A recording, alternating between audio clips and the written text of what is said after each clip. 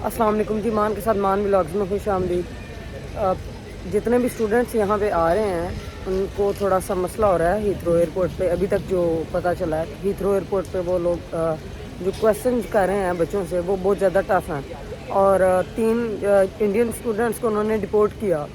और उसके बाद कुछ जो लड़के हैं या लड़कियाँ उनको 30-30 घंटे के लिए उन्होंने एयरपोर्ट पे भी रखा। मेरी दोस्त आई थी तो मेरा एयरपोर्ट पे जाना हुआ तो मुझे पता चला वहाँ पे एक लड़के से मुलाकात हुई जो कुछ डिस्कस कर रहा था। मुझे पता चला तो मैंने उससे पूछा, तो मैंने ये पूछा कि क्या मसला बना। उसने मुझे बताया कि तकरीबन 30 घंटे इन लोगों ने मुझे रखा है और वो मुझसे ये कह रहे थे कि तुम्हारे डॉक्यूमेंट्स फेक हैं। और उन्होंने उसकी सारी चीज़ें चेक की और उसके बाद भी उन्होंने उसका पासपोर्ट उसको वापस नहीं दिया। तो मेरे साथ हैं अहमद भाई फैसलाबाद से। ये इन्होंने मुझे इंटरव्यू की तैयारी करवाई थी। मैंने इनसे इन्होंने एडिफाई से अप्लाई किया था। तो मुझे आज छुट्टी थी, बल्कि मैंने अपनी दोस्त के लिए छुट्टी की। तो हम लोग जो अहमद भाई हैं उनसे मिलके आपको इन क्वेश्चंस का बताएंगे कि आपको क्या आंसर करना चाहिए। जितने भी लोग 10-15 लोग हैं जो इंस्टाग्राम पे मुझे बता रहे हैं कि वो इन दिनों में आ रहे हैं, तो आप लोग ये वीडियो देखेंगे तो फिर आपको इससे काफ़ी ज़्यादा फ़ायदा होगा। आप ये वीडियो देखें कि किस किस तरह आपने क्वेश्चंस के आंसर देने हैं और किस तरीके से आप इस सारी सिचुएशन से बच सकते हैं कि आपको 30 घंटे या 40 घंटे या 2-3 दिन के लिए एयरपोर्ट पे ठहरना पड़े। अच्छा, मेरी दोस्त आ रही थी तो मैंने उसको रिसीव करने जाना था। वहाँ पे हुआ ये कि मुझसे एक इंडियन स्टूडेंट ने कहा कि आप मेरी पिक्चर बना देंगे। मैंने कहा जी ज़रूर। उसके बाद उसने मुझसे एक फेवर मांगी कि आप प्लीज़ मुझे कॉल करवा दें। जब मैंने उसको कॉल करवाई तो वो उन्हें ये बता रहा था कि उन्होंने मुझे छोड़ दिया। मैंने उससे ये सवाल पूछा कि क्या मतलब छोड़ दिया। उसने कहा कल 6 बजे इन लोगों ने मुझे यहाँ से पकड़ा, इमिग्रेशन वालों ने, और उन्होंने मुझे बोला कि भाई तुम कोई लगता है कि कोई दहशतगर्द हो ना, टेररिस्ट हो। और उन्होंने उसकी सारी तलाशी ली। वो कहते हैं उन्होंने मेरी कोई प्राइवेसी भी नहीं रहने दी। उन्होंने मेरी हर चीज़ बैग से निकाल के चेक किया, मेरे डॉक्यूमेंट्स वगैरह लिए, हर चीज़ जो है ना वो मुझसे ले ली। एट द एंड उन्होंने मुझसे पेपर पे साइन करवाया और मुझे कहा कि अब तुम जा सकते हो। जब उसने वो अपने डॉक्यूमेंट्स चेक किए तो उसको पता चला कि उसके पास उसका पासपोर्ट ही नहीं है। बाद में पता चला कि यूनिवर्सिटी उन्होंने उसको ये बोला है कि आपकी इंग्लिश वीक है, हम आपकी यूनिवर्सिटी को बोलेंगे कि वो आपसे इंटरव्यू लें। अगर आपकी यूनिवर्सिटी आपको क्लियर करती है कि इट्स ओके, आपने इंग्लिश का टेस्ट दिया, आप proficiency letter test, English proficiency, हाँ, वो अगर आप क्लियर कर जाते हैं, लेकिन अगर आप वो फेल करते हैं तो आपको वापस भेज दिया जाएगा। इसलिए हमने अभी तक आपका जो पासपोर्ट है इसके ऊपर ये स्टैंप नहीं लगाई कि आप यूके में एंटर हो गया, हमने आपको अंदर जाने की इजाज़त दे दी है। अब उन्होंने उसको जाने भी इसलिए दिया, जो बंदे उसको लेने आ रहे थे, जो उसका दोस्त आ रहा था, उनके घर का एड्रेस, उनका हाउस नंबर, उनका मोबाइल नंबर और उस लड़के की कुछ पिक्चर्स, ये सारी चीज़ें उन्होंने ली। दैन उन्होंने उसको जाने दिया। जब हम इधर आते हैं तो हम लोग हो जाते हैं परेशान और हम लोग उन चीज़ों को सही तरह से उनका रिप्लाई नहीं कर पाते। अब वो लड़का मुझे बता रहा है कि मैंने उन्हें बताया कि मैं जनरल स्टूडेंट हूँ। अब ये बात वो मुझे इस तरीके से बता रहा है, लेकिन वो इंग्लिश में बता रहा है, उससे इंग्लिश में बात नहीं की जा रही। पहली बात तो ये कि अगर हम इंग्लिश नहीं भी, मतलब हमारी इंग्लिश थोड़ी वीक है, हमारे अंदर कॉन्फिडेंस लेवल होना चाहिए। और जो उस लड़के ने बताया, उधर एक बंदा था जो उसके साथ उर्दू में बात कर रहा है। उसने कहा तुम्हारा फॉल्ट सबसे पहला तो ये है कि तुम बात कर रहे थे, तुम्हें रुकना नहीं चाहिए था। तो वो ये कह रहे हैं। एट दी एंड मैं आप लोगों को ये भी बता दूं, अगर आप लोगों में से खुदा ना खास्ता किसी के साथ ऐसा होता है तो वो आपको 2 ऑप्शंस देंगे, आप उर्दू में इंटरव्यू देंगे या आप इंग्लिश में इंटरव्यू देंगे। अगर तो बच्चा कहता है मैं उर्दू में इंटरव्यू दूंगा तो वो उसको फ़ौरन डिपोर्ट कर देंगे, क्योंकि उन्होंने 3 लोगों को ऑलरेडी डिपोर्ट कर दिया। अब मैंने आपको इसलिए तकलीफ़ दी कि आप आएँ मेरे साथ और मुझे ये बताएं कि आपका कॉन्सेप्ट ज़रा क्लियर है और आपका एक्शन भी थोड़ा गोरों से मिलता है। तो मैंने आपको इसलिए कहा कि आप मुझे बताएं, कुछ क्वेश्चन हैं जो उस लड़के ने मुझे बताए, उन्होंने उससे पूछे, वो मैं आपसे पूछूं और आप इनको ये बताएं, उर्दू में चाहे इंग्लिश में, इनको ये बता दें कि अगर इन लोगों से ये सवाल पूछे जाते हैं, क्योंकि मेरे सब्सक्राइबर में से कम 15 लोग मेरे साथ इन टच हैं जो सितंबर में आ रहे हैं, तो अगर किसी एक जो बच्चा है ना उसको भी हेल्प हो जाती है तो ये बहुत अच्छी बात है। मेरी एक सब्सक्राइबर है हुमा, रेगुलरली मुझे देखती हैं और कल शाम उनकी फ़्लाइट है, तो वो भी कह रही थी कि मेरी हेल्प हो जाएगी। कुछ सवाल है मेरे जो मैं करूँगी। इनमें से सबसे पहला सवाल तो ये है कि आप इंग्लैंड में क्यों आए, why you came England? Bundle of thanks first of all कि आपने मुझे मौका दिया अपने ब्लॉग के अंदर। तो ये आप क्वेश्चन मेरे से इस इंटेंशन में पूछ रही हैं जिस इंटेंशन में इमिग्रेशन ऑफिसर जो होता है वो किसी भी इंटरनेशनल स्टूडेंट को पूछता है इमिग्रेशन डेस्क के ऊपर जब फर्स्ट टाइम आप आते हैं तब बिल्कुल ऐसे है। हाँ, इमिग्रेशन ऑफिसर ने सिर्फ आपसे कुछ सवाल नहीं पूछने होते, वो आपकी as a whole body language, आपकी साइकी और आपका बिहेवियर तक नोट कर रहे होते हैं। बिल्कुल ऐसे ही। उन्होंने वहाँ पर किसी भी किस्म के सस्पिशियस बंदे को नोट करना होता है, अगर वो उनकी रिस्पॉन्सिबिलिटी है, ठीक है। अगर कोई भी सस्पिशियस बंदा उनकी ज्यूरिसडिक्शन से या उनकी नाक के नीचे से गुजर के चला गया और कल को वो कोई इस तरह की एक्टिविटी करता है तो वो खुद रिस्पॉन्सिबल कंसिडर होते हैं। दैट इज़ वाई वो अपनी पूरी कोशिश करते हैं एट दैट टाइम कि वो नोट करें इस सब चीज़ को और उससे प्रॉपर तरीके से उसी टाइम पे उसको जज करके वेरीफाई कर लें कि वो किस कैटेगरी में फॉल कर रहा है। खैर इंटरनेशनल स्टूडेंट बहुत सारे जब आते हैं पाकिस्तान या इंडिया से तो उनका सबसे पहला तो इशू ये होता है कि इंग्लिश सेकंड लैंग्वेज होने की वजह से उनको कम्युनिकेशन में बहुत ज़्यादा प्रॉब्लम हो रही है। ऐसे ही। तो ऊपर से हम जैसे दोस्त अहबाब जो होते हैं वो उनको ये एक चीज़ से हौसला मिला है। मैंने 2 दिन पहले 3 से 4 मिनट इंग्लिश में बात की किसी बंदे के साथ, तो मैं हैरान हूँ कि मैंने की।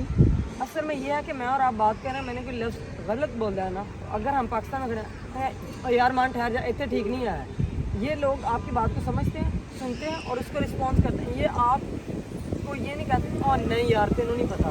जब हम इस तरह की चीज़ें करते हैं तो जो बोलने वाला होता है ना, वो एक शर्मिंदगी का फैक्टर होता है, तो हम कहते हैं यार रहने दो, सी उर्दू या पंजाबी की गल कर रहे हैं। हमारे पाकिस्तान या इंडिया के अंदर ना ये बहुत बड़ा इशू है। हम लोग ना इंग्लिश को पता नहीं क्या समझते हैं कि ये बहुत बड़ी रॉकेट साइंस है, इंग्लिश बोलना जो है वो मतलब स्टेटस या अच्छे स्टेटस। मैंने एक जगह पे जॉब की थी और उस बंदे ने मुझे कहा असी ज़्यादा लाइक हम। मैंने कहा वो कैसे? कहता हम पंजाबी बोलते हैं। मैंने कहा मैं उर्दू बोलते हैं। मैंने कहा जी। कहता हम इंग्लिश भी बोलते हैं। मैंने कहा जी। कहता सिर्फ इंग्लिश बोलते हैं। हम 3 ज़ुबानें बोलते हैं, हम पश्तो भी बोलते हैं और फिर इंग्लिश, हम 4 ज़ुबानें बोलते हैं। तो हम लाइक हैं, गोरे हमसे थोड़ा पीछे हैं, तो खुद को कमतर नहीं समझना, आप आहिस्ता आहिस्ता सीखते हैं। डेफिनेटली कभी भी इस चीज़ पे शर्मिंदा नहीं होना। खैर पॉइंट पे वापस आते हैं। जो आपका क्वेश्चन था कि इमिग्रेशन ऑफिसर ने अगर पूछा है कि why you came into UK, तो सबसे पहली बात तो ये कि सिंपल अपने आप को काम रिलैक्स रखें और आप कॉन्फिडेंस के साथ ये बताएं उसको कि I am here for the study, I am an international student.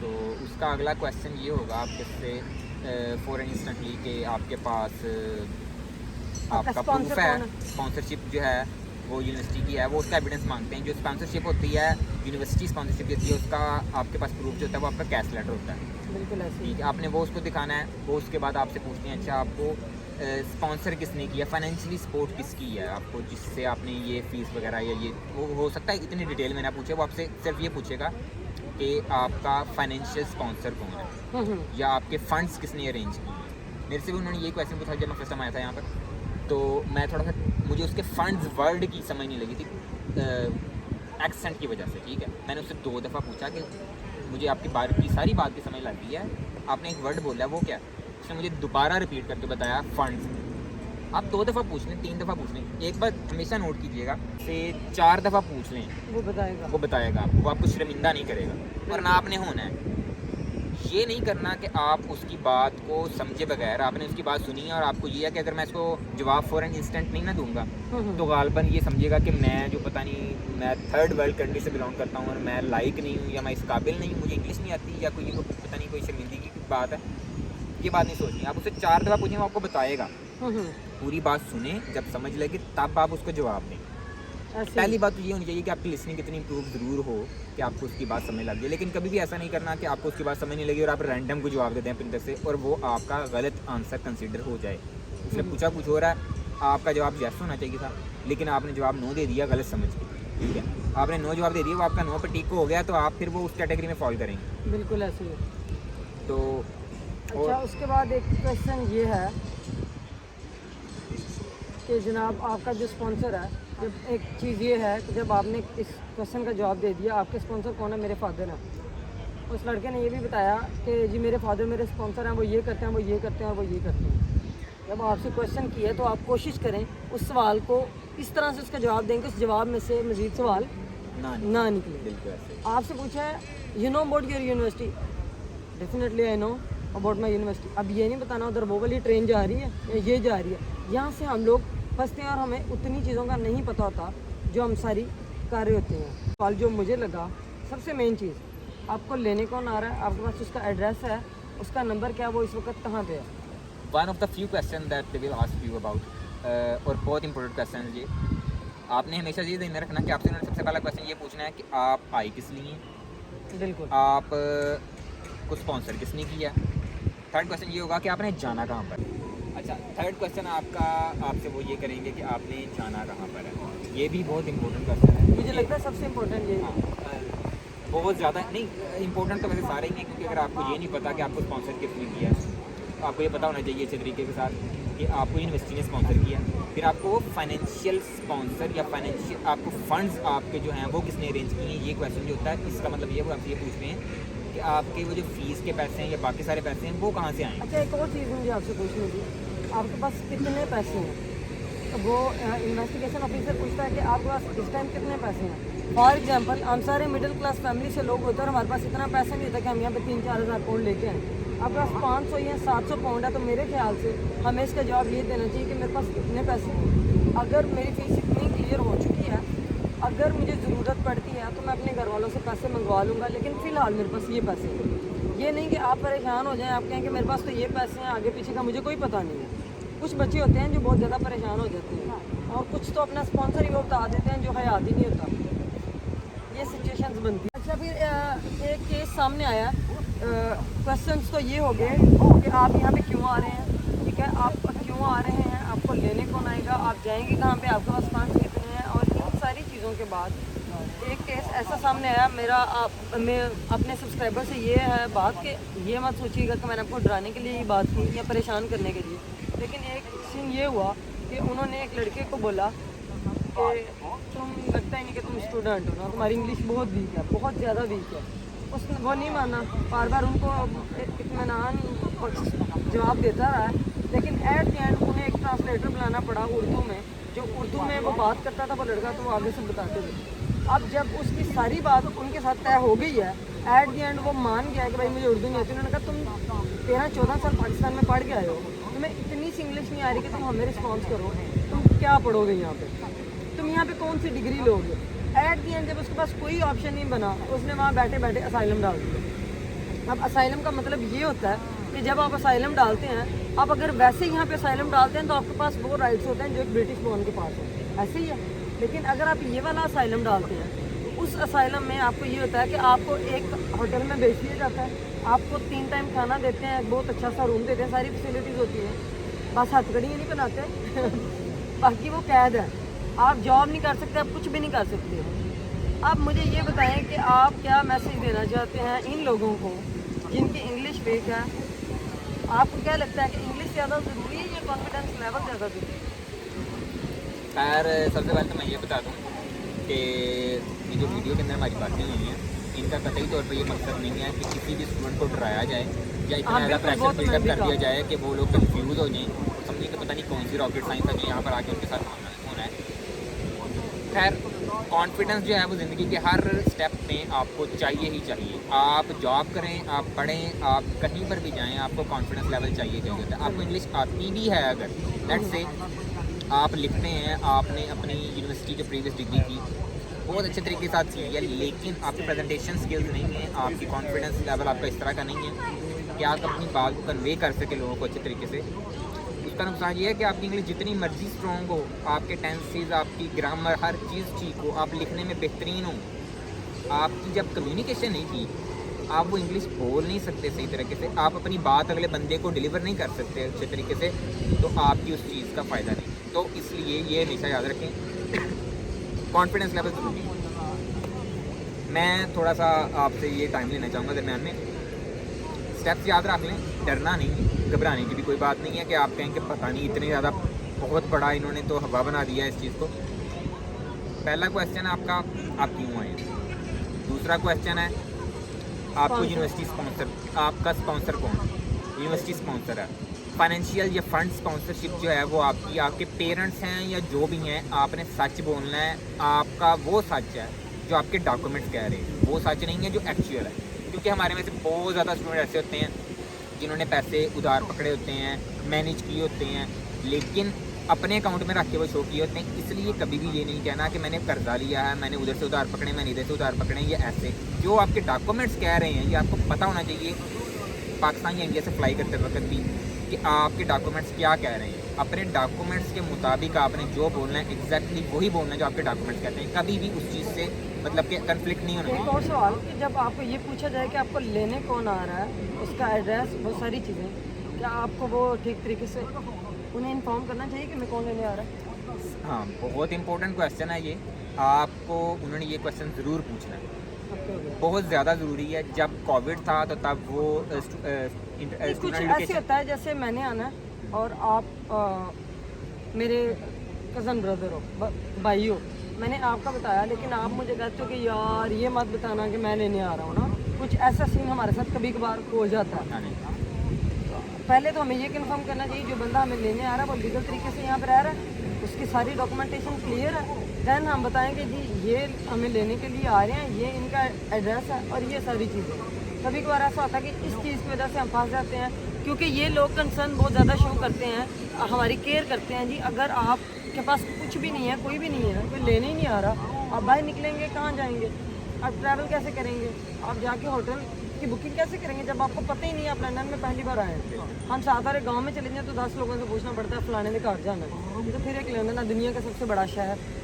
तो एक तो क्वेश्चन हमारा ये होगा कि स्पॉन्सर कौन है, हमें लेने कौन आ रहा है। आपने इस सवाल का बिल्कुल ठीक तरीके से जवाब देना है। यहाँ पे पोस्ट कोड चलता है, जैसे हमारे पाकिस्तान में गली नंबर, मोहल्ला नंबर चलता है, तो आपने वो पोस्ट कोड, हाउस नंबर, हर चीज़ अपनी पूरी रखनी है। और उनको ये कहते हैं कि मैं कुछ दिन के लिए यहाँ पे ठहरूंगा या ठहरूंगी और उसके बाद मैं यूनिवर्सिटी अकोमोडेशन ले लूँगी और मैं वहाँ पे चली जाऊँगी। If you let me explain that, ऐसा है कि ये उन्होंने क्वेश्चन ज़रूर करना आपसे। आपको लेने कौन आ रहा है, या आपने यहाँ से जाना किधर है, या आपका स्टे कहाँ पर है। बिल्कुल ज़रूरी नहीं कि हर बंदे के पास यहाँ पर यूके के अंदर कांटेक्ट हो जिसके पास उसने आके रुकना है। मोस्टली बच्चे जो हैं, मैं वो बताने लगा था पहले भी कि जब कोविड के दिन थे तब कोविड की सिचुएशन ऐसी थी, तो उस सिचुएशन के अंदर उन्होंने स्टूडेंट लोकेटर फॉर्म था, हाँ, ठीक है, वो वो हमने लोकेटर फॉर्म था, उसके ऊपर वो मेंशन करना होता है आपने आपका एड्रेस जहाँ पर आपने जाना है। बिल्कुल।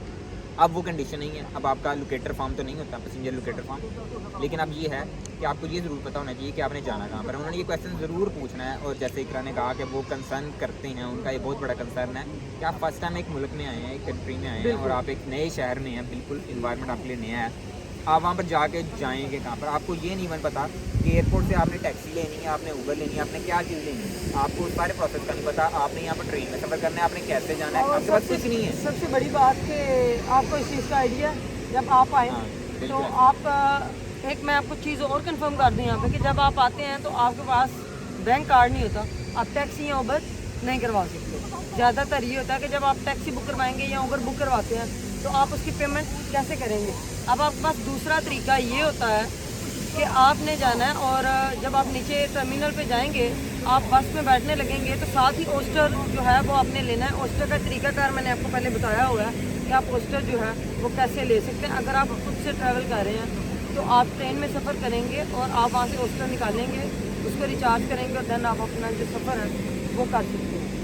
जब आपसे उन्होंने सवाल पूछा है कि आपको लेने कौन आ रहा है, तो आपको पता होना चाहिए। आपने बास स्टूडेंट जो हैं, लेट्स से आपने अगर यूनिवर्सिटी अकोमोडेशन ली, जरूरी नहीं है कि मैंने अकोमोडेशन ली है तो आपको पता है आपने यूनिवर्सिटी अकोमोडेशन का कहना है, सिंपल इज दैट। उन्होंने आपसे फिर ये पूछना कि आप जाएंगे कैसे, आपने कह देना है कि मेरे पास कार्ड तो नहीं है, डेफिनेटली आपका अकाउंट नहीं बना हुआ, इसलिए आप टैब तो यूज़ नहीं कर सकते।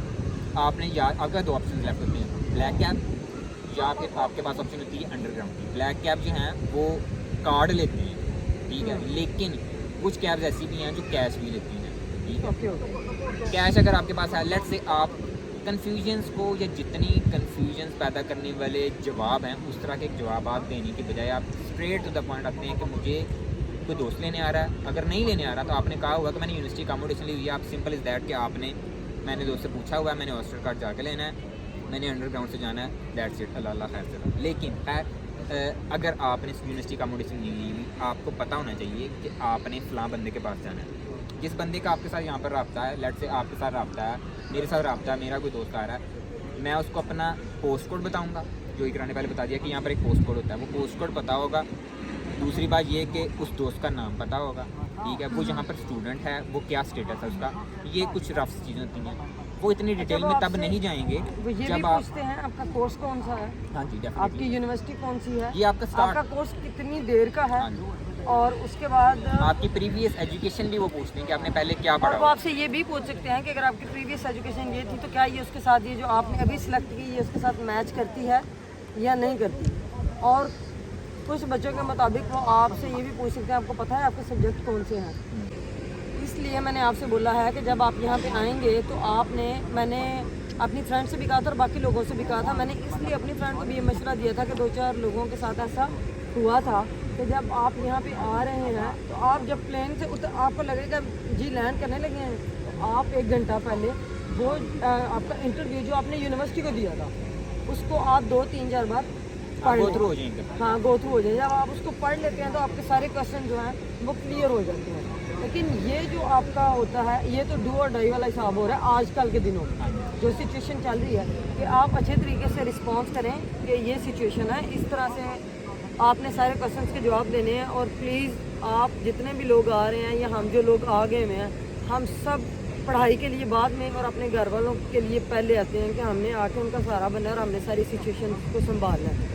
तो आप कोशिश ये करेंगे जो आपने 20-25 लाख रुपया लगाया आप उसको ज़हन में रखें और अपना कॉन्फिडेंस लेवल जो है उसको बिल्ड करें, अच्छे तरीके से इनको इन सारे सवालों के जवाब दें। और अगर जो वीडियो हमने बनाई इससे हेल्प हो सके आपकी तो हमें दुआ ज़रूर दीजिएगा।